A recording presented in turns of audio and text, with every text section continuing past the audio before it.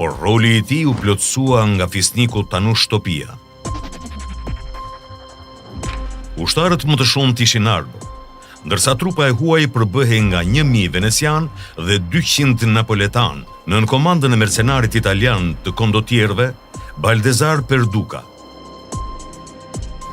Në total, garnizoni i Krujës numëronte 4400 ushtarë.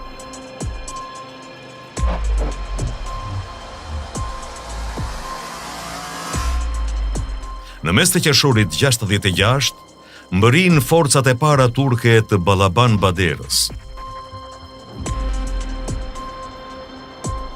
Balabani kishte qenë vartës i Skënderbeut. Ai administronte Krujën, e cila ishte pjesë e zotërimeve kastriotase gjatë sundimit osman. Ata njiheshin mirë, por në 1444 Balabani mbështeti portën e Ela. Në ndihmoni të shpërndajmë historinë e Shqipërisë. Bëuni kryeplaku i fisit dhe ngrini zërin tuaj në Patreon.